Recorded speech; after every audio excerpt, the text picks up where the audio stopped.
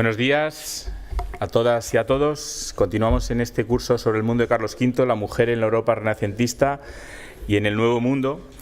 En esta ocasión con la profesora Rosa María Martínez de Codes, que es directora de este curso. Ella es catedrática de Historia de América en la Universidad Complutense de Madrid, doctora en Historia Americana por la Universidad Complutense, dirigió la Subdirección General de Asuntos Religiosos en el Ministerio de Justicia de España y ha sido vicepresidenta de la Asociación Europea de Americanistas, además de secretaria de la Asociación Internacional de Derecho Indiano entre el 99 y el 2004 y desde el 2005 ostenta el cargo de vicepresidenta de la International Religious Liberty Association, con sede en Washington, y de la Academia Europea de Ciencias Sociales.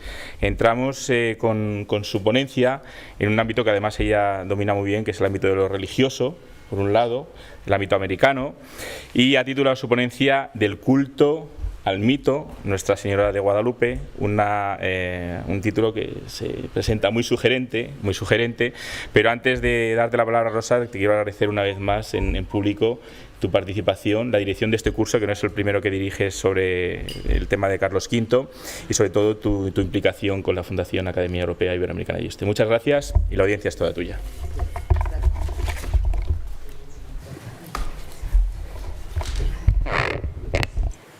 Muchas gracias, Miguel Ángel, por tus palabras tan cariñosas. Y yo voy a empezar a agradecer. Yo quiero agradecer a la Fundación Academia Europea Iberoamericana de Yuste el esfuerzo que está realizando con este curso y con los demás, pero en particular con este curso, que es lo que al doctor César Chaparro y a mí efectivamente nos preocupa, en conseguir que vosotros, que trabajáis historia, que trabajáis arte, que trabajáis filología, podáis hacer una inmersión en el ámbito iberoamericano. No es tan fácil encontrar cursos donde lo europeo y lo iberoamericano puedan entrecruzarse y darnos una idea de lo que significó el imperio de Carlos V y todo el siglo XVI, tanto para Europa como para aquellos nuevos virreinatos que se crearon. Es magnífica esta ocasión, esta plataforma que tenemos para analizar conjuntamente el ámbito europeo y el iberoamericano. En esta línea, por eso, es muy importante los aportes que el curso facilita para aquellos ponentes que tienen una larga trayectoria, en el caso de María José, que habéis tenido esta mañana, esa larga trayectoria en americanista, desde el punto de vista de que ellas han vivido América 15, 20 años haciendo trabajo de campo. Eso es muy interesante porque facilita efectivamente una visión que de otras maneras no se tendría. Bien, y dicho esto, ahora yo me voy a cruzar un poco con María José. Ella es mexicana y yo soy española. Ella debería hablar de Guadalupe y del culto, pero soy yo, la española, la que voy a hablar de este tema, porque en realidad es muy difícil hablar de una temática como esta cuando es tan controvertido, tan polémico, tan especialmente identitario, tan significado, esta imagen, este paradigma, el hecho guadalupano. Entonces, yo voy a invitar a la reflexión, yo voy a dejar muchos interrogantes abiertos porque están abiertos en la historiografía y porque además así quiero hacerlo. Y además hay algo interesante, y es que la vinculación histórica entre la Virgen de Guadalupe extremeña y la de Guadalupe mexicana, no sé si todo el mundo lo tiene muy claro, no lo sé. Entonces voy a empezar un poco por ahí, pero a lo largo de las palabras que yo voy a mencionar va a ir apareciendo esa vinculación, cómo se desliga, cómo en algunos momentos se vuelve a reconciliar y cómo no. Tengo que empezar con estas palabras de Juan Pablo II, noviembre del año 82, en México. Es indiscutible la estima tan grande que le tengo a la Virgen de Guadalupe de México, pero me doy cuenta de que aquí están sus orígenes, antes de haber ido a la Basílica de Tepeyac. Debería haber venido aquí para comprender mejor la devoción mexicana. Estoy hablando de que el sumo pontífice no conocía los orígenes de la Basílica de Tepeyac cuando habla en el año 82. Es decir, que él no había hecho esa vinculación. Esto es lo que interesa, claro. Es fascinante darte cuenta de que él, que efectivamente es el líder espiritual del cristianismo, no conocía esos orígenes. Y por eso lo hago mencionar y lo pongo en valor este tema, porque la polémica en torno a esa vinculación histórica de ambas vírgenes ha generado mucha tinta, mucha tinta. Expertos en lo que se llama mariología guadalupana y autoridades eclesiásticas de España sostienen que el culto a la Virgen de Guadalupe, imagen que se venera en Extremadura, como bien sabemos, desde hace 7 siglos, fue llevado a la Nueva España. Eso se defiende desde posiciones eclesiásticas españolas por los primeros evangelizadores, lo que dio origen a la guadalupana de México. Sin embargo, sostienen que esta imagen, sigo mencionando la narración de los propios eclesiásticos españoles, esta imagen fue desligada totalmente de la original, es decir, de la que está en Extremadura, y la que cobra una vida diferente es la guadalupana mediante leyendas y supuestas apariciones en el cerro de Tepeyac. Ahí estamos encontrándonos una diversidad con respecto a la lectura de aquella Virgen de Guadalupe que nace aquí, al ser llevada a otras tierras, empieza a generar leyendas. Interesante. El hoy fallecido archivero y cronista del Real Monasterio de Guadalupe, Fray Sebastián García Rodríguez, que lo conocerán ustedes, lógicamente, murió, yo sé que murió. Dice lo siguiente: en México, las autoridades de la Basílica de Guadalupe no aceptan la vinculación histórica de aquella Virgen con la nuestra, y la mayoría de los mexicanos cree que su Virgen de Guadalupe es la única, y ignoran que la original se encuentra aquí. Interesante, porque estamos hablando del archivero, nada más y nada menos que del Real Monasterio de Guadalupe en Extremadura. Por lo tanto, tenemos que, partiendo de esta paradoja entre cómo es interpretada la Virgen de Guadalupe desde aquí, vamos a dar un vistazo, porque la polémica está servida, señores. Francamente, es tan polémico el tema. Ha sido durante muchos años, Edmundo Gorman abrió el debate en los años 80, pero ha sido uno de los temas más interesantes de la historiografía mexicana. La historiografía mexicana, desde el trabajo precursor, y lo voy a citar, de Francisco de la Maza, 1952, tomen el dato, subraya que el guadalupanismo mexicano fue un proceso ideológico que nació a mediados del siglo XVII y fue definiendo las aspiraciones culturales de la sociedad novohispana a través de la imagen y de la oratoria sagrada durante más de 200 años. Son dos indicadores claves para entender ese proceso de desarrollo de la leyenda y del mito, del culto al mito. Tenemos 200 años de desarrollo de esa tradición, de ese proceso ideológico, en el que la sociedad novohispana fue llenando de contenido a esa imagen y los sermones fueron dando fundamentación teológica a la imagen. Por lo tanto, los dos polos para revisar exactamente el tema de la mariología guadalupana es la imagen y el sermón. O sea, no es tanto la crónica, que sí lo es, pero ya está estudiada, sino volvamos a la imagen y retomemos el sermón, porque es el portavoz de la imagen. Y esta es la visión que yo observo que han empezado a hacer algunos historiadores. Cuidado, yo no soy la primera, pero yo me he dado cuenta que efectivamente en México siempre hay mentes muy lúcidas que han empezado a trabajar desde otras perspectivas el tema de Guadalupe. Menciono muy brevemente. Hay fuentes que datan del siglo XVI, donde se mencionan los primeros indicios del culto o devoción, en los años iniciales de la evangelización y de la incipiente presencia de la Iglesia Católica en México. Y en ello se advierte el sincretismo entre las tradiciones indígenas, las antiguas, las originales, y la mariología española. Ahí hay una fusión. A 10 años de la conquista de México, se defiende la creencia, menciono ahora el inicio de la creencia, que entre el 9 y el 12 de diciembre de 1531 la Virgen María se había aparecido 3 veces al indio Juan Diego en el cerro de Tepeyac, conocido también como Guadalupe, lugar donde, según Bernal Díaz del Castillo, cronista y compañero de Cortés, se refugiaron los españoles el 30 de junio de 1520, es decir, la famosa Noche Triste de Cortés, cuando huyeron de la ciudad ante el poder mexica. Bien, la Virgen pidió al indio que llevara el mensaje al obispo de México. Y aquí vamos a ver una de las imágenes en donde, esto es muy posterior, esto es del siglo XVIII, pero esta es una representación pictórica de las 4 apariciones y del milagro que tenemos. Entonces, vemos efectivamente aquí, inicialmente, vemos en la primera aparición del indio a la Virgen, al indio, en la segunda, en la que se dice que le acompañan criados de Zumárraga, porque no creía el obispo Zumárraga lo que le había dicho, contaba el indio, de que se le había aparecido a él, un indio, una virgen. Y en tercer lugar, este es el famoso milagro de las rosas, que es una belleza, porque la Virgen le dice al indio, sube al cerro y recoge rosas de Castilla. Las rosas de Castilla no existían entonces porque estaba muy seco el cerro y no había en esa época. Y cuando él sube, encuentra con que hay muchas rosas, y como aquí hay muchas rosas, este año lo menciono. Entonces, las recoge en su ayate, que es ese manto que lleva colgado del hombro, y se las lleva al obispo. Y cuando abre el manto con sus rosas, esas rosas se caen y aparece la imagen de la Virgen sagrada. La única imagen que tenemos en todo el siglo XVI. Esa. Bien. Dos son los textos. El acontecimiento guadalupano se cierra con dos milagros. Yo estoy contando la leyenda y la tradición. La aparición, los dos milagros son la aparición al tío del vidente, es decir, a Juan Diego, que estaba enfermo y parece ser, él dice que le cura a la Virgen.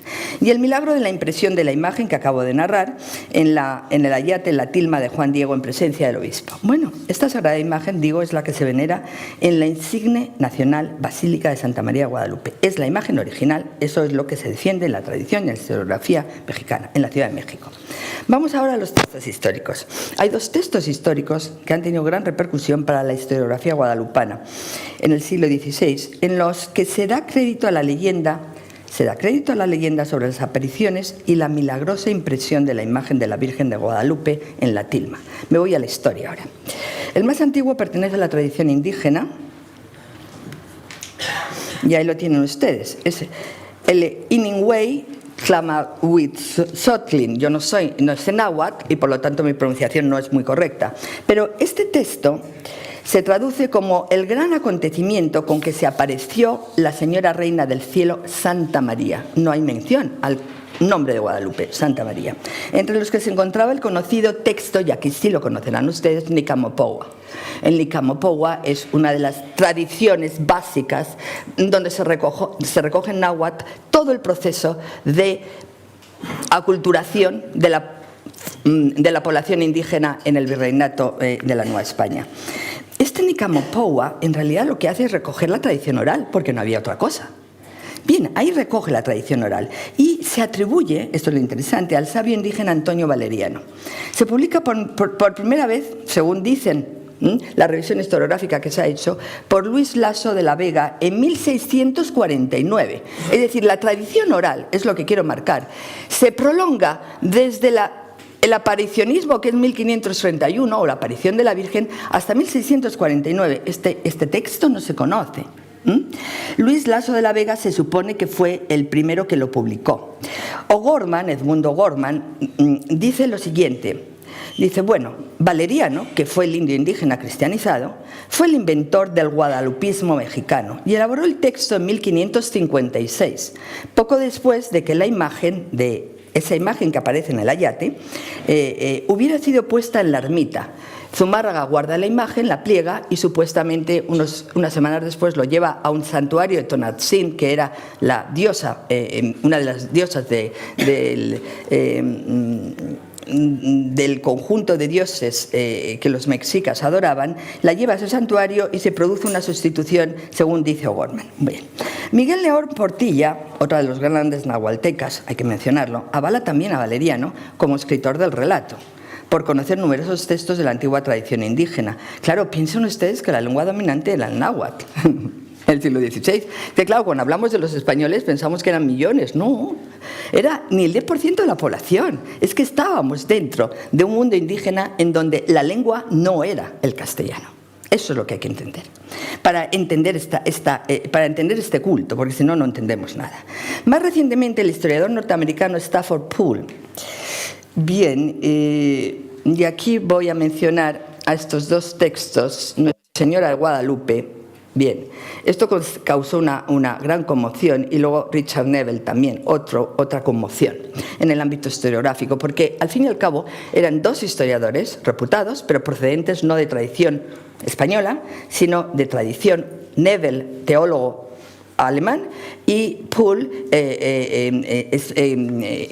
católico, era un sacerdote católico, pero era norteamericano. Ellos traducen textos, ellos conocen el náhuatl, ellos se meten en las fuentes originales. Bien. En definitiva, Poole lo que dice es que el texto indígena recibió su forma final de Luis Lasso de la Vega, y que eso fue en 1649, y que es un testimonio este texto en Nicamopoua, privilegiado del proceso de transculturación del cristianismo en el virreinato de la Nueva España. Siguiendo a los historiadores del siglo XX, Poole recalca el extraño silencio observado durante el siglo XVI por parte de quienes normalmente debían haber registrado y comentado y celebrado las apariciones del Tepeyac. El problema de las apariciones del Tepeyac es que los contemporáneos a los hechos no las mencionan, ni Bernal Díaz del Castillo, ni Zumárraga, el primer obispo de México al que se le da el ayate. Claro, esto genera mucha perplejidad. Lo ha generado a lo largo de los siglos, o sea, lo ha generado. Stafford dice lo siguiente: la existencia de una tradición oral indígena es la trama del relato, que fue escrito en náhuatl clásico por el entonces vicario y capellán del santuario de Guadalupe, que era Luis Lasso de la Vega. En 1649, este Luis Lasso de la Vega lo publica en castellano. Por lo tanto, es el primer relato que tenemos en castellano de la aparición y de los milagros y del hecho guadalupano. Es muy posible, además, que el relato fundador, bajo sus diversas modalidades, fuera una variante de la historia de la Virgen de los Remedios. Y aquí vengo con la Mariología europea, porque es muy importante mencionarla. Bien. El polémico historiador y teólogo Richard Neville, que tenemos a la derecha esa foto de su libro icónico para muchos, subraya que este texto sincrético hispano-indígena permitió un cierto grado de continuismo espiritual, de manera que se tornó en elemento decisivo en el largo proceso de formación de una cultura mexicana mestiza. Recordemos que el mexicano es mestizo, y estas son una de las claves para entender ese proceso de mestizaje. Desde entonces, la adaptación del modelo aparicionista español, las vírgenes que tenemos, Remedios, etc. Tenemos muchas vírgenes que se aparecen en España. A la idiosincrasia de los indios que se da en el Nicamopoua, en la tradición de la leyenda náhuatl, facilita que se identifiquen, los indígenas de la Nueva España se identifican con él, es decir, con el culto, y que el culto guadalupano les resulte más cercano que advocaciones de origen español, como las de la Virgen del Rosario, de los Remedios o de Loreto. Es que es el culto que prende, porque se genera ese proceso de inculturación dentro de la cultura náhuatl. Paralelamente, los elementos hispánicos del relato van a contribuir a que españoles y mestizos se sumaran al culto. Claro, es que el español y el mestizo se tenía que sumar al culto, no solamente el indígena. El indígena inicia el culto y el español y el mestizo van detrás. Es a la inversa de lo que siempre hemos pensado. Bueno, pero el tema está en que a mediados del siglo XVI las autoridades eclesiásticas empiezan a interesarse por este culto. Y entonces el segundo texto histórico que tenemos ya es de una autoridad española, de una autoridad eclesial, el segundo arzobispo el primer arzobispo, el segundo prelado después de Zumárraga de la Nueva España, que fue Alonso de Montúfar. Y aquí tenemos a don Alonso de Montúfar, sucesor de Zumárraga, arzobispo de la Nueva España, que estuvo nada más y nada menos que 20 años en la sede arzobispal, del 51 al 72, y que mandó practicar con motivo de un sermón que predicó, fíjense ustedes, el provincial de la orden franciscana, que se llamaba Francisco de Bustamante, algo que inicia la gran polémica interna que se va a producir entre predicadores y clero secular y clero regular en la Nueva España. Francisco de Bustamante no era partidario de la devoción y del culto a Nuestra Señora de Guadalupe. ¿Por qué? Él pensaba que en la medida en que este culto era confundido con Tonatzin, aquella virgen que había en Tepeyac, para los indígenas era Tonatzin, podía generar idolatría, podía generar seguir manteniendo un doble mensaje que el cristianismo que Trento quería modificar. Y aquí vamos al tema. La cuestión es que va a ser Alonso de Montúfar y no Zumárraga quien construye una ermita en un lugar donde se encontraba el santuario que habían levantado los franciscanos en el Tepeyac, y ahí empieza efectivamente a llegar mestizos y españoles. Richard Neville asegura que el culto a Guadalupe, que se funda en las apariciones de la Virgen en Tepeyac y en los milagros narrados en el periodo siguiente, comienza en 1555, es decir, con Montúfar. Y verdaderamente fue este el promotor de la devoción a Nuestra Señora de Guadalupe en aquellos años. Claro, fíjense ustedes que el culto se monta sobre, efectivamente, las apariciones. Por lo tanto, las apariciones son importantes. Bien. Lo digo esto para que luego entremos en el debate. El arzobispo llegó a México con el doble encargo de llevar a cabo la labor evangelizadora de los indios y ordenar la vida parroquial del arzobispado, lógicamente. Pero fíjense ustedes que, claro, la reforma de Trento había que trasladarla a la Nueva España. Y trasladarla significaba aplicar los acuerdos y los cánones de Trento a ese territorio, porque la Reforma Católica se había centrado en la defensa de la ortodoxia, en la estricta observancia de los cánones de la Iglesia, en la uniformidad de prácticas religiosas y en la defensa de la autoridad diocesana.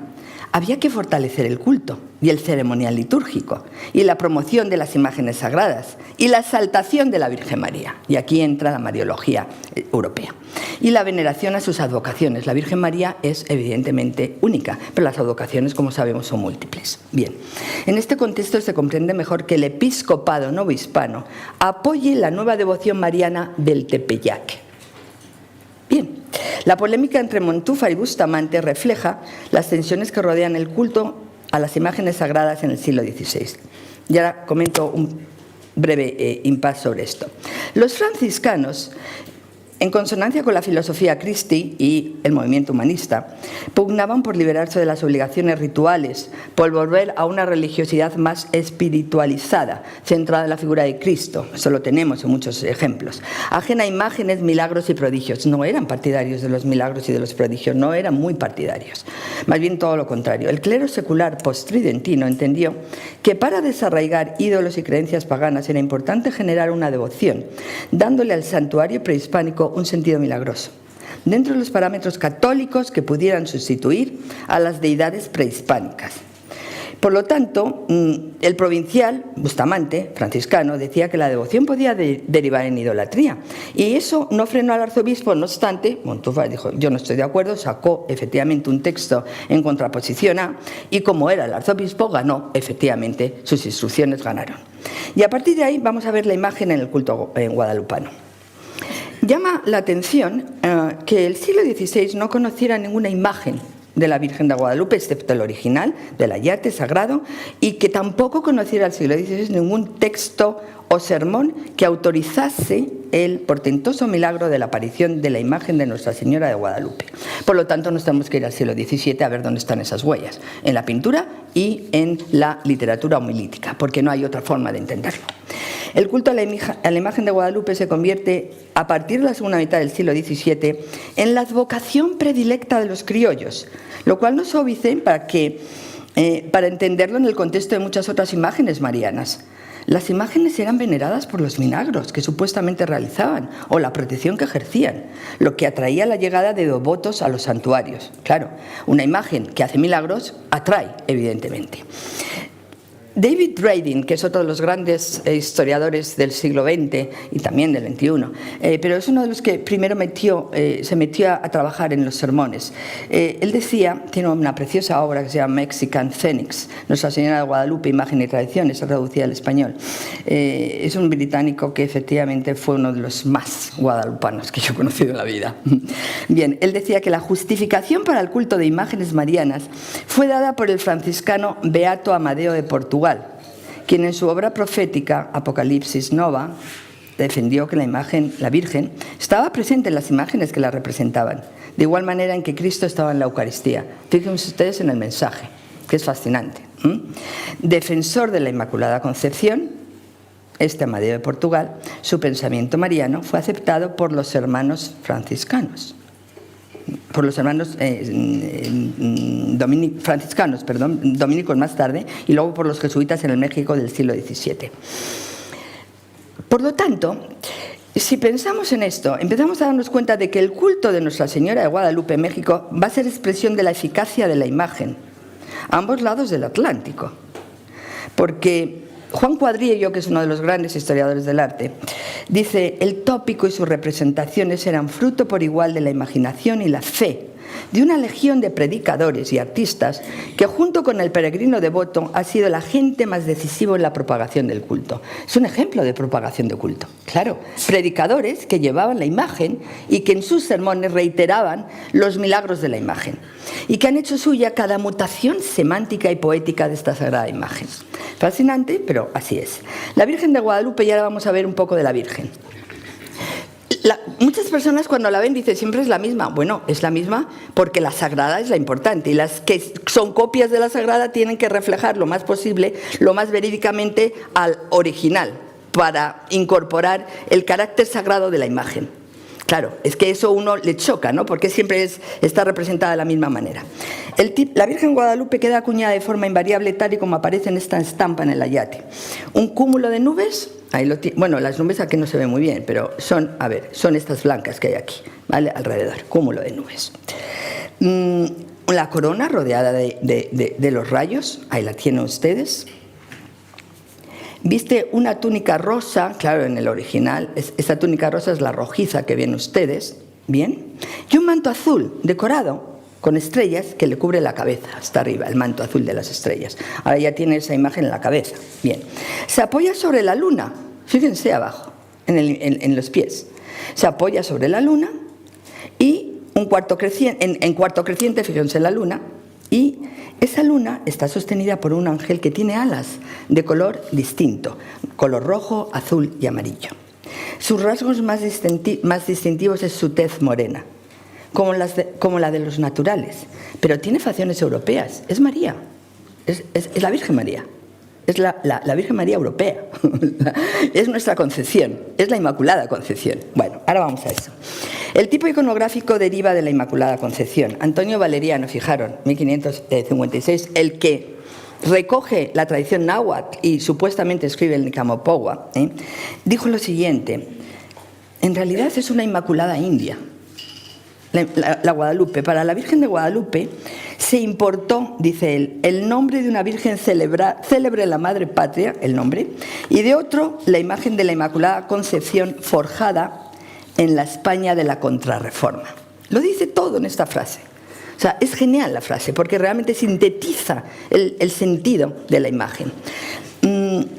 Bien, curioso, pero es que la Inmaculada Concepción apenas en el virreinato de la Nueva España hay imágenes, no se representa. ¿Por qué? Pues porque ya está la Virgen de Guadalupe. Claro, porque realmente las representaciones de la Inmaculada en el Virreinato Nueva España no fueron necesarios porque el culto estaba implícito en el de la Virgen de Guadalupe. Y esto lo dicen ellos. La milagrosa imagen de Nuestra Señora de Guadalupe de México es el misterio de la Purísima Concepción. Y poniendo los ojos en la Santa Imagen, ¿quién no ve que sus señas de identidad, quién no lo ve?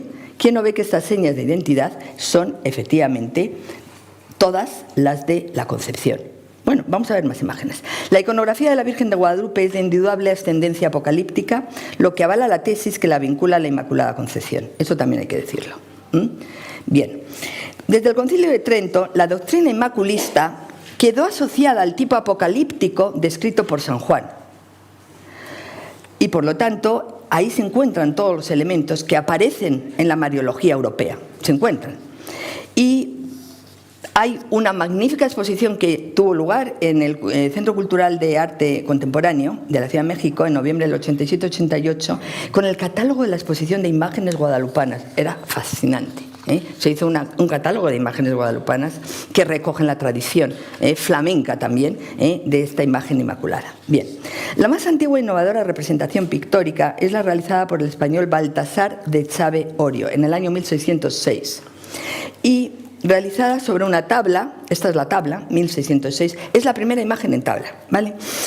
1606 se le atribuyen a él. Su semejanza con el original es enorme, con el fin de respaldar la naturaleza portentosa como indica el ayate.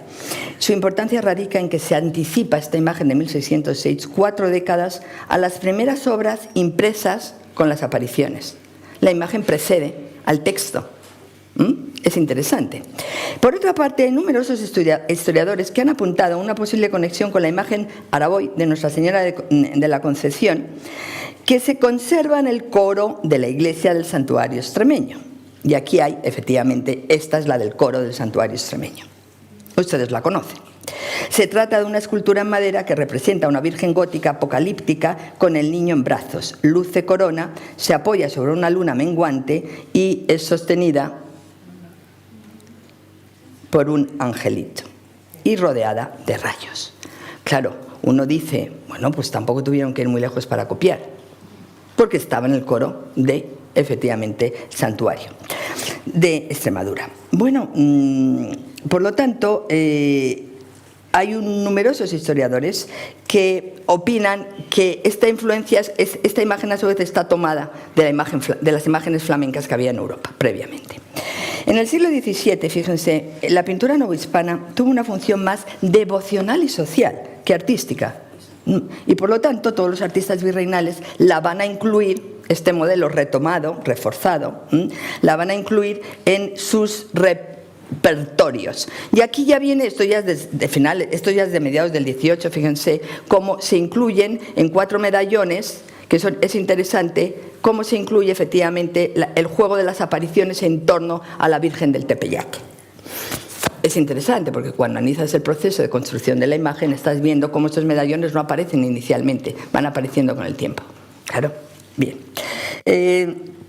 20 años después de 1667, Juan Correa va a ser el primer artista que incorpora a estos 4 medallones a partir de 1667, pero 20 años después la iconografía de las apariciones va a quedar definida en esos grabados, de Matías de Alfaro. Vamos a ver si este es uno de los grabados de Matías de Arteaga y Alfaro, 1686.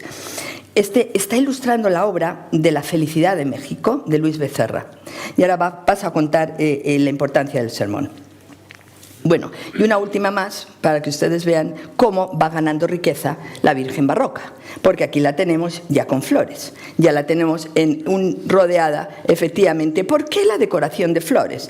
Pues porque a los indios les encantan las guirnaldas de flores y llevaban efectivamente ante la imagen de la Virgen sus guirnaldas de flores, y por eso la representación ya viene adornada, delimitando efectivamente ese espacio. Y aquí abajo en el inferior del lienzo aparecen 3 tipos de escena. San Juan, esta es la de San Juan. San Juan escribiendo el Apocalipsis, la aparición de la Virgen a Juan Bernardino aquí abajo en el inferior izquierdo, y el santuario de Guadalupe en el monte de Tepeyac. Es una construcción de la imagen con todos los ornamentos desarrollados. En el caso guadalupano, olvidémonos ahora de la imagen, vámonos al sermón. El culto, como hemos visto, precedió a la fundamentación teológica. Pero la formación de la historiografía guadalupana va a coincidir con el siglo de oro de la devoción mariana en la propia España. Y como bien señala la historiadora mexicana Alicia Mayer, que conocemos bien porque hemos tenido hace poco la fortuna de poderla tener en España con motivo de un congreso sobre Hernán Cortés que tuvo lugar en Medellín, Alicia Mayer ha hecho algo muy interesante, lo voy a decir muy brevemente, y esto es en homenaje a ese trabajo que ha hecho espléndido. Ella publicó hace relativamente poco, en el 12, una obra que se llama Flor de Primavera Mexicana, la Virgen de Guadalupe. Ella ha hecho una exégesis de 300 sermones con respecto al culto de la Virgen de Guadalupe. Y esos sermones le da un itinerario de interpretación de las imágenes de la Virgen. Entonces, en base a ello, ha podido efectivamente extraer algunos o refutar algunas de las ideas convencionales que se tenían sobre este tema. Bien, algo interesante. El primer autor que hace una interpretación teológica del culto es Miguel Sánchez. Y él escribe en el año 1648 una obra que se llama Imagen de la Virgen María, Madre de Dios de Guadalupe, milagrosamente aparecida en la Ciudad de México. Bueno, ya tenemos aquí una constatación de que fue milagrosamente aparecida en la Ciudad de México, 120 años después del establecimiento del culto. El culto se establece y luego viene esta obra teológica. Fue la primera que dio a conocer en extenso la mariofanía. Cuando hablamos de mariofanía, hablamos de una manifestación de la Virgen viva, es decir, que ha dejado testigos, que ha dejado constancia. Eso es mariofanía. Bien. Esta obra fue la primera que dio a conocer, por lo tanto, esta manifestación del Tepeyac y los primeros milagros en castellano. Para ello, Miguel Sánchez se basa en el capítulo 12 del Apocalipsis de San Juan y utiliza el pensamiento de San Agustín como herramienta interpretativa. Es decir, Miguel Sánchez conoce mucho la Biblia, ha trabajado mucho las Sagradas Escrituras y él hace una interpretación teológica en base a, porque le tiene que dar una fundamentación. En la portada del libro del bachiller Miguel Sánchez, y aquí vamos a pasar, aquí la tienen, la Virgen está apoyada, me interesa que vean la imagen. La Virgen está apoyada en un nopal. Fíjense cómo cambia la simbología. Acompañada de dos ángeles arrodillados, un águila bicéfala y un escudo pontificio. Tiene sentido ideológico y religioso la imagen, cuidado. ¿Qué quiere manifestar Miguel Sánchez aquí? Pues que contaba con el apoyo de las autoridades civiles y eclesiásticas y que, por lo tanto, esta aparición, esta imagen, no se puede olvidar que todas estas copias guadalupanas incluían un mensaje implícito que exaltaba su origen divino. Según el historiador Jaime Cuadriello, la Virgen había sido investida de un culto más elevado que el de la Madre de Dios y poseía unas cualidades especiales en base a su material y misterioso mecanismo de impresión. Es fundamental entender esto. Según Octavio Paz, y ahora tengo que volver al padre de los mexicanos, entre comillas, Octavio Paz dice: a mí me parece una de las frases más sensacionales que ha escrito un historiador con respecto al tema guadalupano. Octavio Paz dice: los criollos buscaron en las entrañas de Tonatzin, Guadalupe, a su verdadera madre. Una madre natural y sobrenatural, hecha de tierra americana y teología europea. Hace falta tener capacidad para hacer en una frase, recoger todo el simbolismo del hecho aparicionista. A partir de aquí voy a hablar de la propaganda. Señores, el culto se hace con propaganda, no se hace sobre el aire. El culto requiere propaganda, como todo. Ese culto que requiere propaganda, ¿quiénes son los propagandistas? En este caso, los evangelistas guadalupanos fueron los primeros en afianzar esta mariofanía, esta aparición sagrada de la Virgen en el Tepeyac. ¿Quiénes son ellos? A partir de Miguel Sánchez, que le dio contenido teológico al culto, a la devoción, a partir de ahí van a aparecer una serie de seguidores de Miguel Sánchez: Luis Laso de la Vega, 1649, Luis Becerra Tanco, 1666, Francisco de Florencia, 1688, a los que han llamado los evangelistas guadalupanos. Estas obras de estos evangelistas guadalupanos van a preparar, son imprescindibles para que luego toda una pléyade de evangelizadores preparen los sermones guadalupanos, y que son criollos ellos. Los que preparan los predicadores son criollos. Los hermanos guadalupanos, por lo tanto, van a ser, efectivamente, son conscientes los predicadores criollos de haber heredado una cultura propia, constituida por elementos españoles e indígenas, quienes al predicar subrayaban que los habitantes de México tenían una serie de elementos comunes que los distinguían de otros pueblos, tanto de España como de los otros pueblos americanos. Y ahí empieza a surgir la idea, efectivamente, de el criollismo patriótico, proto-independentista, pero no es para nada independentista. Pasamos ahora al texto de Becerra. El texto de Becerra es muy interesante. Fijaros que estoy hablando del año Becerra Tanco, 1666. Lo publica en esta obra que se llama Felicidad, de México, en el principio de origen que tuvo el santuario de la Virgen María de Nuestra Señora de Guadalupe. Becerra Tanco, perdonadme, los criollos tenían una formación excelente, o sea, francamente era lo más culto que había en la colonia o en el virreinato, y puedo decir que era versado en otomí, versado en náhuatl, que era un Cicerón, en náhuatl, era buen poeta, era gran retórico, conocía lengua hebrea y griego y dedicó mucho tiempo al estudio de la física y la química. Becerra Tanco es uno de los grandes personajes en el clero criollo. Dos palabras sobre el indio en los sermones guadalupanos, porque si no entendemos al indio en los sermones guadalupanos, no entendemos tampoco mucho. Bien. Los sermones van a ser el vehículo fundamental en la comunicación en la época colonial junto con las imágenes, yo ya lo he dicho, pero también el teatro, también el catecismo, son elementos claves en ese proceso de aculturación. Bien, ha habido muchos historiadores, no muchos, pero sí, Francisco de la Maza, Ernesto Torres, Edmundo O'Gorman, David Braden, ellos ya han estudiado sermones. Bien, el mundo indígena entra a formar un lugar relevante, a formar parte de un lugar relevante en el acontecimiento guadalupano desde que se publica el Nicamopogua, desde 1646. ¿Por qué? Porque él es el médium del milagro. Y el culto, a continuación, actúa de catalizador de la población no hispana y sirve de apoyo a la labor unificadora de los frailes. Fijaros, aparece, creo que está el texto aquí, María, Señora Nuestra en Guadalupe de México. Fíjense en la narración, en Guadalupe de México. No la llaman Guadalupe, la llaman María Señora Nuestra. Ni a sabio ni a español, sino a un indio bárbaro, que duda de que le crean. Recién reducía la fe porque no fuera cierta la conversión de los indios a la ley del Evangelio. Si se revelara misterio tan soberano como el que se representa en aquella imagen a un hombre sabio en la ley, sino a un pequeño en su humildad, que es el indio. El sermón evidencia la polémica en torno a la administración de los sacramentos, bautismo y matrimonio, y las dudas respecto a la penitencia. Este primer sermón de 1661 evidencia la polémica, por lo tanto, y lo que hace es que la aparición de la Virgen es interpretada para abatir la idolatría y fortalecer el proceso de conversión.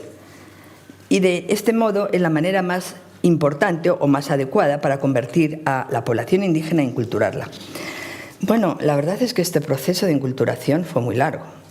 Requirió de un nuevo mito que aunó a criollos y a naturales.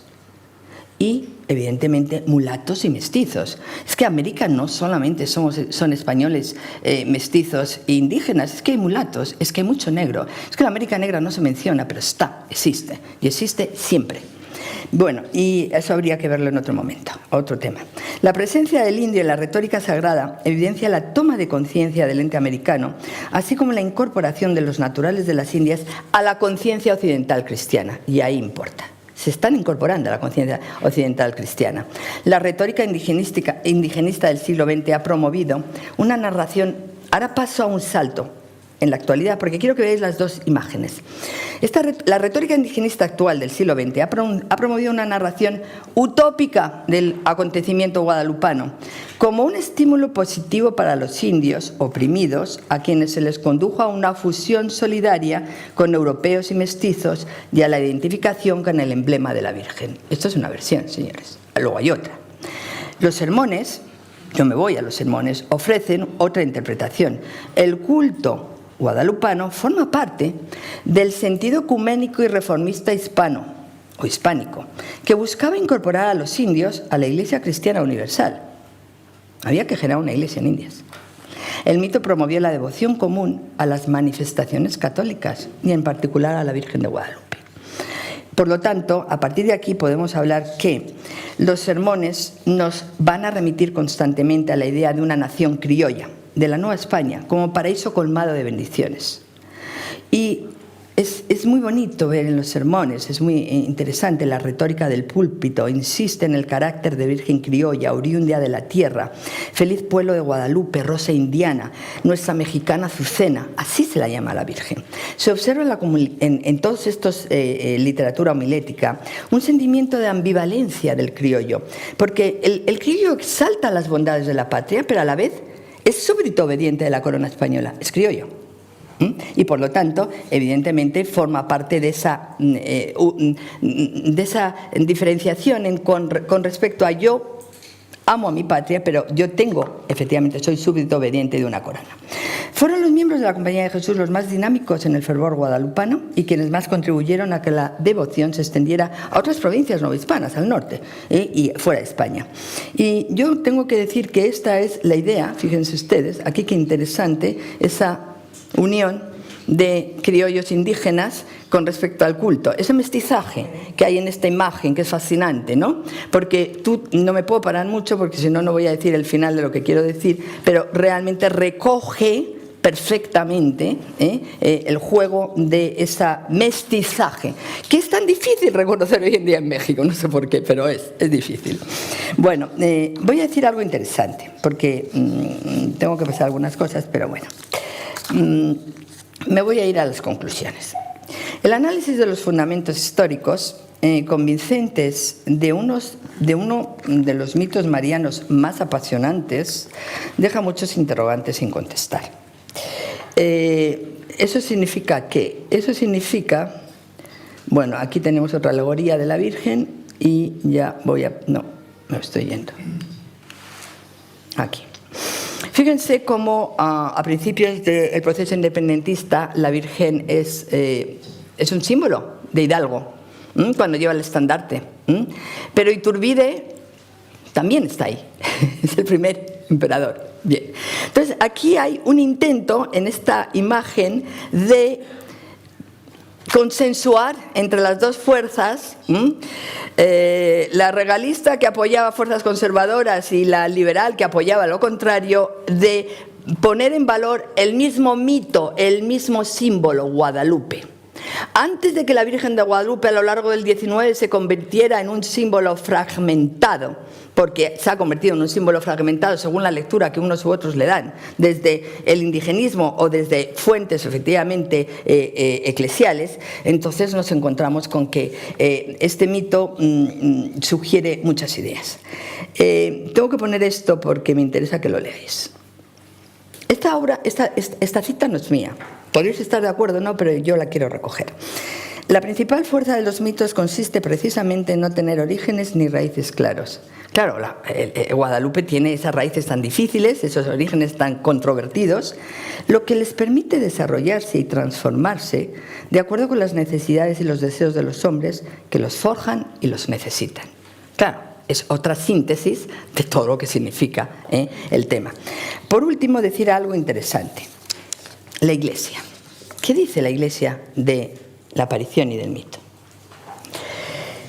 Con motivo de la canonización del indio Juan Diego, este fue el último debate que se generó en la Iglesia, con motivo de la canonización del indio Juan Diego, 31 de julio del 2002. Previamente fue beato, después lo canonizaron. La Congregación para las Causas de los Santos quiso profundizar en la problemática histórica a principios de 1998 y nombró una comisión de especialistas encargados de examinar la documentación histórica existente y ahondar en el estudio de las propuestas de algunas voces eclesiásticas y laicas que negaban la historicidad de Juan Diego. Ahí se abrió el debate. Y ahí estaba Josefina Muriel, esa mujer que es una leyenda, bueno, y que formó parte de este comité de científicos. O sea, no se piensen ustedes que la Iglesia apañó el comité científico para nada. Realmente hizo un estudio muy consagrado histórico, muy efectivamente dedicado a ello. Claro, pero es que Juan Diego es el medium entre la Virgen y la población. Y por lo tanto, si Juan Diego no existe, si no tiene historicidad, si no es un ente histórico, es una invención. Este es el tema. Entonces, aquí se fragmentó la sociedad mexicana entre aparicionistas y antiaparicionistas. Son unos términos que utilizáis vosotros en México, pero nosotros no los utilizamos. Bien, o los llamados negacionistas de la existencia de Juan Diego. Para los negacionistas, Guadalupe y Juan Diego pertenecían al ámbito de la catequesis simbólica. Canonizar a un símbolo y no a una persona comprometía, decían ellos, gravemente al magisterio del Papa. Fíjense ustedes la polémica a qué nivel suyo. Si bien no niegan la capacidad de inculturación de esta devoción mariana. Claro, la devoción genera inculturación y generó en 300 años. El acontecimiento guadalupano y su relación con el indio vidente Juan Diego tuvo y sigue teniendo un marcado sentido eclesial y misionero, no lo olvidemos. Pero La Iglesia entiende, después de esta investigación histórica realizada durante 4 años, que la respuesta de gracia a una situación de confrontación con la cultura mexica fue la Virgen de Guadalupe. El indio Juan Diego fue el eslabón entre el mundo antiguo mexicano, no cristiano, y la propuesta misionera cristiana que llegaba a través de la mediación hispana, es decir, la imagen de María, ante la que se encuentra arrodillado el natural. Es el eslabón que va a unir a los dos mundos representados allí, conforme a la tradición cristiana mexicana. Claro, es la imagen de María la que une los dos mundos.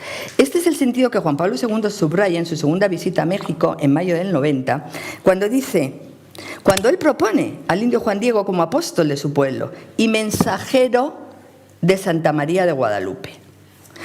La Iglesia no entra en si aparece, no aparece o deja de aparecer, es decir, la Iglesia no entra. El milagro forma parte de la fe, y la creencia y la fe van de la mano. Por lo tanto, el historiador maneja sus fuentes y esto es lo que dicen las fuentes. Si hay una tradición verdaderamente antigua, nacional y universalmente aceptada en México, es la que se refiere a la aparición de la Virgen de Guadalupe. Claro, es muy interesante observar cómo los liberales en el siglo XIX y la posterior persecución de la Iglesia en México generó efectivamente mucha división con respecto a... piensen ustedes que la Constitución de 1917 es una constitución donde la separación de Iglesia y Estado se convierte en realidad. La laicidad o el llamado laicismo en México se genera a partir de ese modelo de constitución, esa separación. Otra cosa es que sociológicamente el pueblo siga siendo creyente católico, pero no es clerical. Bien, ¿esto qué significa? Significa que esa ruptura constitucional que marca la Constitución del 17 generó muchas fracturas en la sociología mexicana. Pero había un símbolo ante el cual todos se destapaban, que era el símbolo de la Virgen mexicana. Es la guadalupana. Ahí todos pueden diferir desde el punto de vista de las creencias en otras cosas, pero no en la adoración a la Virgen de Guadalupe. La Virgen de Guadalupe es como un símbolo identitario para cada mexicano, porque la llevan en su ADN, diría yo. ¿Por qué es mestizo? Porque es lo que les da esa identidad. Es lo que confiere esa necesidad de decir, somos un pueblo realizado a través del mestizaje. Y eso es fascinante, porque esa Virgen, agnósticos, ateos, todos efectivamente la generan esa vocación. Y hay una frase con la que quiero terminar de Ignacio Manuel Altamirano, que fue un liberal duro del siglo XIX, que dijo lo siguiente: el día en que no se adore a la Virgen del Tepeyac, la llama él, en esta tierra, es seguro que habrá desaparecido no solo la nacionalidad mexicana, sino hasta el recuerdo de los moradores del México actual. 1884. Y con esto he terminado. Muchas gracias.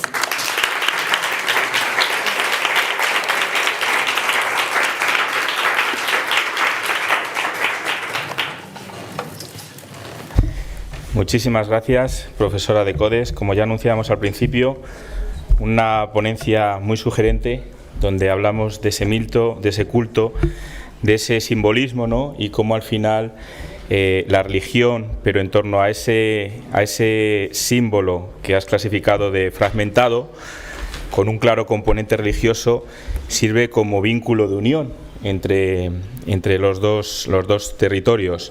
Me ha gustado especialmente esa frase que has señalado, ¿no? de esa adaptación de los mitos a las necesidades y los deseos humanos, que puede ser también una manera para que precisamente esta figura cobre más fuerza, claro. Porque al final cada uno arrima el ascua a sí mismo, y es una manera de que al final sea la Virgen de todos, ¿no? el símbolo de todos. Tenemos para comentar y para preguntar a la profesora de Codes a Elena Manchado Rodríguez, graduada en Historia por la Universidad Complutense de Madrid y máster en Historia de América. Muchas gracias, Elena, por haberte ofrecido como voluntaria. Gracias. Tienes 5 minutos. Muy bien. Bueno, pues muchas gracias por la ponencia. La verdad es que estoy bastante abrumada por la cantidad de temas que salen al hablar de la Virgen de Guadalupe y que haya sido capaz de tocarlos todos, básicamente. Es un tema muy poliédrico. Nos has hablado del sincretismo, esta tensión tan difícil entre cuando el cristianismo se traslada a América, cómo se combina, hasta qué punto los cultos que surgen allí son una combinación en algunos aspectos de ambas, las religiones nativas y la religión importada. Y luego también de ahí lo que surge de hasta qué punto las nuevas religiones son una importación y sustitución o son algo más autóctono. De ahí todo el discurso del criollismo y patriótico del 17. También es un tema que era polémico entonces y que parece que es polémico hoy también. Entonces esa intemporalidad de Guadalupe para seguir generando debate me ha gustado mucho, me ha llamado la atención los debates de la idolatría, de los milagros y también que lo hayas calificado como un símbolo fragmentado por los discursos que se establecen desde corrientes políticas como el indigenismo y desde el mundo de la academia con la investigación actual. Y también resaltar la importancia que le has dado a la imagen. Eso me ha gustado mucho porque creo que a veces los historiadores nos olvidamos un poco de lo importante que fue la imagen, sobre todo en épocas como el 17, en las que la mayoría de la gente era analfabeta y podían simplemente acceder a estas historias a través de oyendo sermones o escuchando historias y sobre todo con la imagen, que se convierte en una herramienta de difusión tremenda para los cultos marianos y otro tipo de cultos. Así que bueno, resumido esto, mi pregunta va dirigida más hacia el culto en sí, porque Guadalupe se convierte en un culto que traspasa fronteras dentro del México colonial. Se convierte en un centro de peregrinación tremendo que no tiene parangón, por lo menos en esa época, con otros del mismo virreinato, para poner una frontera. Entonces, a mí me interesa saber que, conociendo que en otras zonas que no sean México, Ciudad de México, había también cultos locales, como por ejemplo el Cristo de Esquipulas, la Conquistadora de Puebla. ¿Hasta qué punto en esos lugares se tenía también una imagen de la Virgen de Guadalupe como la Virgen de los mexicanos? ¿Cómo era de importante en sitios que no eran Ciudad de México en el 17? Bien. Muchas gracias. Bueno, yo debo decir algo. Ay, perdona, tienes razón. Yo debo decir algo. Mi relatora acaba de terminar un máster en Historia de América y Antropología en la Complutense. Entonces, me encanta que te hayas ofrecido relatora. No porque no lo ha sido, alumna mía, pero realmente me gusta mucho escucharla hablar, porque ha hecho una bonita síntesis de aquellos temas más claves. Bien, te lo agradezco. Por eso te lo decía. Bien, a partir de aquí, si pueden coexistir las advocaciones, si la Virgen de Guadalupe coexiste con otras, por supuesto que coexiste con otras advocaciones. La Virgen de los Remedios es muy conocida, sí. La Virgen de Loreto, es decir, hay otras advocaciones que fuera de la Ciudad de México y dentro de la Ciudad de México. O sea, las españolas tienen sus advocaciones originarias cuando van a México. Lo que pasa es que van incorporando, con el paso de las décadas y de los siglos, del 17 al 18, van incorporando más la imagen de Guadalupe gracias a este modelo de propaganda que surge y que facilita la divulgación de una imagen que todo el mundo reconoce. Entonces, claro, cuanto más repites la imagen, más llega a los hogares de todos, los españoles, criollos, mestizos, negros, mulatos, castas, todos. Entonces, claro, es que ese sistema de difusión de la imagen es fascinante, porque eso es lo que funciona efectivamente en todo proceso de inculturación. Hablemos de eso, porque es así, ¿no? Y una cosa más que se me ha olvidado mencionar, que es súper importante, todo este protagonismo que le has dado al mestizaje en la imagen de Guadalupe y en la propaganda, porque muchas veces nos quedamos en cómo de efectivo fue la introducción de estas imágenes para evangelizar a los indios y nos olvidamos de cómo ellos y otras poblaciones no indígenas, como castas, mulatos, esclavos, negros, hasta qué punto ellos participaron de la promoción y del culto para hacer que surgieran nuevas advocaciones e incluso para impedir muchas veces que cuando autoridades no querían que estas imágenes fuesen por lo que fuese adoradas, como se movilizaban para impedir que se retirasen, ¿no? Bueno, eso también es muy interesante. Sí. Sí. Muy bien. Muy bien, intervenciones por parte del público. Profesor Eustaquio, por allí al fondo. Tenemos aquí otras dos intervenciones y otra allí. Nos vamos a empezar primero por aquella banda. Profesor Eustaquio, se presenta, todavía no le conocen. Eustaquio Sánchez Alor, de la Universidad de Extremadura. A ver, Rosa, me interesa mucho el topónimo Guadalupe, sí, el mexicano. ¿En qué momentos de la leyenda está atestiguado ya el topónimo Guadalupe? Eso, te he entendido que es un cerro. ¿Qué Guadalupe es un cerro. Sí, un cerro. Es un cerro, ¿no? Y entonces el topónimo llega con la leyenda o llega a México independientemente de la leyenda. Bueno, yo solo tengo dos datos ahí. Yo los he buscado porque eso forma parte de las sombras del origen de la leyenda. Entonces, el primer dato válido es de Bernal Díaz de Castillo. Bernal Díaz del Castillo no menciona para nada el nombre de Guadalupe, excepto cuando dice que el capitán de Cortés, uno de los capitanes de Cortés, González de Sandoval, se va al cerro del santuario, porque era un conjunto de cerros los que había, bien, y ahí había una serie de santuarios que eran prehispánicos todos, de adoración de dioses y de diosas prehispánicas. Él dice, Bernal Díaz del Castillo, en su crónica, que se van en la noche triste, se esconden o se refugian en este cerro, y es González de Sandoval, son los españoles que van allá, los que lo van a llamar el Cerro de Guadalupe. Topónicamente, o sea, ¿por qué? Porque la advocación de Guadalupe la llevan ellos. Ellos probablemente cuando se refugian allí piensan que Guadalupe nos proteja en este cerro, porque es lo único que podemos hacer ahora, para que no efectivamente desaparezcamos después de la noche triste. Entonces, esa es la primera conexión que tenemos. Después se diluye y ya no hay. En el siglo XVI ya no se la menciona a la Virgen como la del Guadalupe, sino como la Virgen del Tepeyac.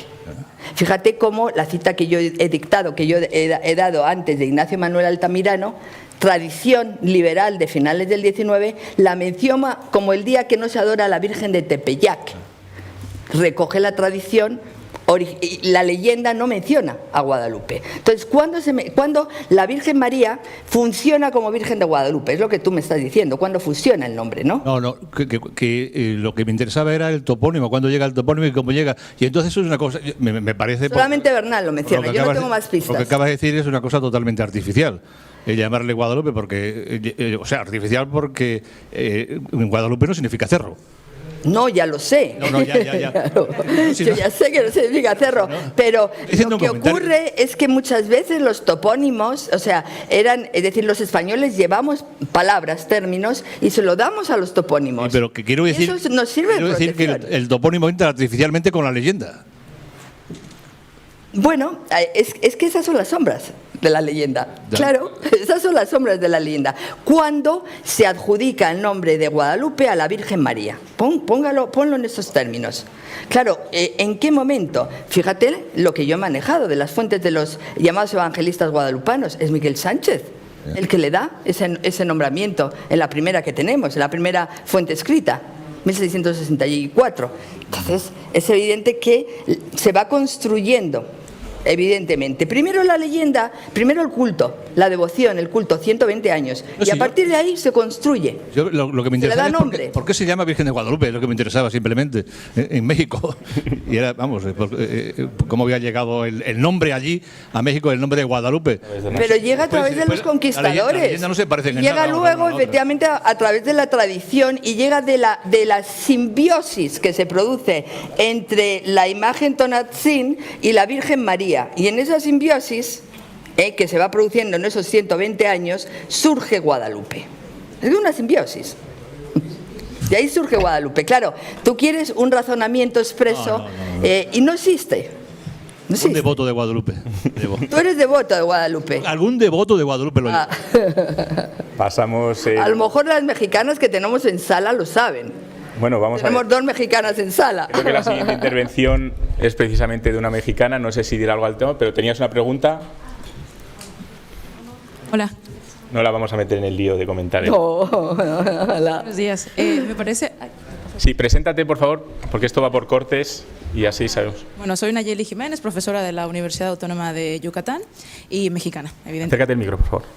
Sí, bueno, mi pregunta y comentario también es de, bueno, primero ofrecer una versión un poco émic de el culto guadalupano que se tiene en México. En México se es mexicano y por una parte, y si eres católico, no eres solo católico, evidentemente eres guadalupano, y en México se celebran 2 grandes fiestas nacionales, que es el Día de la Independencia y el día 12 de diciembre, que es el Día de Fiesta Nacional, ¿no?, en México.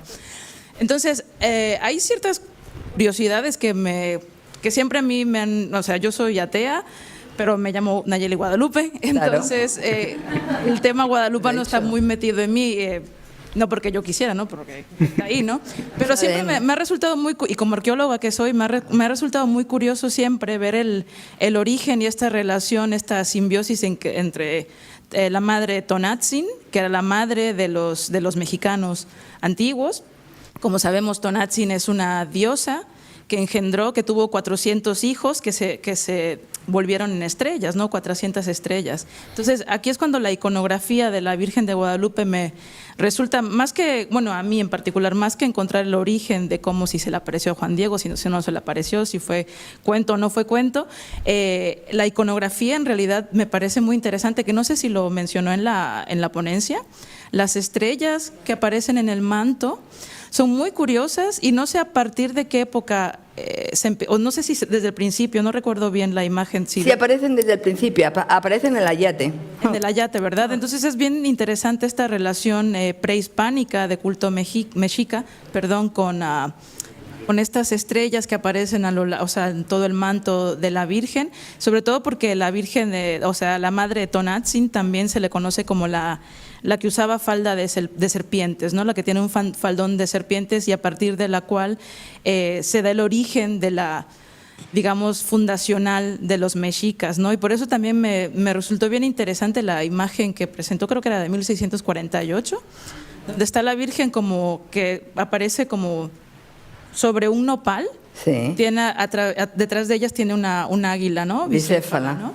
Es bien curioso porque justamente, yo sé que no tiene nada que ver con la independencia de México, pero precisamente el símbolo nacional mexicano de la independencia es un águila que se postra sobre un nopal que está devorando una serpiente, ¿no? Pues que eso viene de la mitología mexica, que cuando los mexicas salen de esta cueva, ¿no?, para conquistar toda Mesoamérica, pues el señuelo para decir, bueno, aquí nos vamos a posar, a hacer nuestras tierras, era el lago de Texcoco, donde las leyendas les decían que tenían que encontrar precisamente un águila devorando una serpiente postrada en un nopal. Entonces me parece muy curioso. No sé si usted ha hecho alguna relación en ese sentido con este símbolo tan mexicano, ¿no?, del origen, con respecto a esa imagen particular de la Virgen. A mí me pareció súper curiosa a nivel de identidad nacional, ¿no? En México tenemos muchas cosas, pero también hay un patriotismo, y sobre todo juntado con la imagen de la Virgen de Guadalupe es como maximérrimamente mexicano, ¿no? Entonces no sé si ha habido algún estudio o alguna cosa que haga esta relación de esta Virgen con el nopal, con lo que ha mencionado. Sí, a ver, gracias por las preguntas en primer lugar. Muy interesante que tú aportes el dato de que efectivamente desde la creencia o desde la increencia uno es guadalupano. Eso es importante porque nos da el valor del mito, el valor que tiene el mito en la construcción de una nación, bien, y de un ciudadano mexicano. Con respecto a la simbología, que a mí me parece muy bien que la haya señalado y me gusta mucho, yo no he podido entrar en un aspecto que tenía trabajado y no voy a entrar ahora porque sería muy largo, pero sí decirte algo. El nacionalismo mexicano se construye a base de símbolos y de signos. Bien, y es evidente que el águila bicéfala, efectivamente, que es utilizada por Miguel Sánchez de 1681 cuando hace la primera obra escrita sobre, efectivamente, la leyenda guadalupana. Y ahí lo utiliza. Pero es que Miguel Sánchez está traduciendo el Licamopowa. Claro, es que viene de tradición náhuatl. Él recoge de la tradición náhuatl el símbolo bicéfalo, el nopal. Claro que lo recoge y lo mete ahí. La lectura que se le da y que se reinterpreta con el tiempo, claro, son símbolos que el independentismo va a utilizar, porque concuerda con la tradición náhuatl, de la fundación de la ciudad, sobre una laguna, sobre Texcoco, sobre el nopal. Entonces esa simbología náhuatl es trasladada de puntillas dentro de la tradición católica y llevada al siglo XX. Claro, es lo bonito de este juego de la simbología, ¿no? Ver cómo efectivamente las tradiciones permiten relecturas de símbolos que pertenecen a la cultura prehispánica y son trasladados luego a la cultura del siglo XXI. No sé si he contestado, ¿eh? Sí, gracias. Muchas gracias, profesora. Sí, Concha. muchas gracias. Quería, profesora, darle la enhorabuena por esa ponencia tan preciosa. Pero quería hacerle una pregunta. Todos sabemos que el siglo XVII es un cuestionamiento de la evangelización, donde se ve que la evangelización no es tan exitosa, porque hay muchísimo por debajo, hay idolatría, hay muchísimos elementos en los cuales se percibe que no se ha evangelizado correctamente. Con lo cual, me llama la atención porque usted nos habla de todos los textos del siglo XVII. Entonces, y no aparece en el XVI, justo, que es el siglo de la reevangelización, hay que volver a evangelizar. Entonces esto entraría dentro de esa reevangelización y la conformación de una nueva evangelización sincrética, es decir, cogiendo elementos para no volver a fallar. O sea, ¿qué es lo que tenemos que hacer? Pues en esa reevangelización volver a hacer con elementos nuevos, y uno de ellos es eso, porque las pervivencias indígenas eran enormes, es decir, se vio que se había evangelizado la superficie, pero que por debajo pervivía enormemente la parte prehispánica. Entonces, ¿entraría dentro de ese contexto del 17 de reevangelizar? De reafirmando con elementos como experimentales. Sí, gracias por la pregunta, es de gran interés. Yo no diría tanto que... Es que nosotros utilizamos en la historiografía el término de la reevangelización. A mí no me gusta, porque no es un término que exprese la gran dificultad que tienen efectivamente el clero regular cuando asume las parroquias y el control de las parroquias con respecto a la población indígena. Claro, la población misionera, los predicadores misioneros actúan durante todo el siglo XVI, y esa es la auténtica proceso de evangelización que llamamos nosotros en la historiografía española. Bien, pero es que esos misioneros siguen actuando, ¿eh? Lo que pasa es que ya no tienen el control solo de las determinadas misiones y de determinados centros, pero es el clero secular el que asume ese control de parroquias, y ahí es cuando el clero secular, que quiere imponer el modelo que yo he mencionado posttridentino en ese proceso de inculturación, se encuentra con que la población no está tan evangelizada como ellos pensaban que debería estar. Y ahí viene ese decalaje, ese desnivel de decir, realmente hay que volverlos a evangelizar, realmente nosotros no lo hemos hecho bien, realmente aquí no hemos interpretado bien este proceso de enculturación. Claro, es que yo no sé, ustedes piensen en proceso de enculturación en términos de abstracción teológica, qué difícil es, cuidado, es muy difícil. Inculturar principios de teología es complicado. O sea, Díez Galvez. Sí, yo estaba pensando en ese momento de inflexión entre el obispo Montúfar y el franciscano que no sé, Bustamante. Creo que ese momento a mí me parece fundamental, porque ahí podía haberse luchado contra, de alguna manera, que es lo que quería el franciscano, pero no se lucha, sino que el obispo, que era dominico, los dominicos no por nada son dominicos, dice, no, yo creo que mejor vamos a aprovechar y vamos a hacer un arma nuestra. Como dicen los misioneros jesuitas normalmente, que se salgan con la suya, que nosotros nos vamos a salir con la nuestra. Es que utilizan de alguna manera lo que hay para reutilizarlo para conseguir sus fines. Entonces la pregunta es, si esto se utiliza también en las misiones, porque la verdad que yo soy especialista en América del Sur y no en Nueva España, porque ahí te das cuenta si los misioneros realmente dicen, bueno, ¿la usamos para misionar también esta imagen o utilizamos la Virgen María Inmaculada Concepción nuestra y se acabó? O sea, utilizan en este momento, después de que se decide, que el obispo decide vamos a utilizar esta imagen, no vamos a prohibirla, ¿la utilizan en las misiones? ¿Lo sabes? No. No sé si en la Nueva España, yo no creo que en el siglo XVI te refieres. No sé si la empiezan a utilizar en las misiones en el siglo XVI. Yo no he encontrado fuentes sobre esa utilización de la imagen. Ten en cuenta que la imagen no aparece hasta el 17. Entonces, si había copias manuscritas por los frailes que pasaban la imagen y que los propios frailes hacían un bosquejo de esa imagen sagrada del ayate, a lo mejor empezó a divulgarse en las misiones de los frailes. Pero no hay testimonio escrito sobre ello, yo por lo menos no lo he visto. Muy bien, sé que hay más preguntas, pero no tenemos hueco ya para... Se nos ha acabado el tiempo, tenemos que respetar ya para pasar a la siguiente, porque si no luego no llegamos a... Hoy tenemos un día denso. Entonces, agradecer a la profesora Martínez de Codes y a la relatora Elena Manchado por su participación, agradeceros a todos por las extensas preguntas y el gran interés que ha despertado el tema. Damos un gran aplauso a la ponente y pasamos a la siguiente intervención.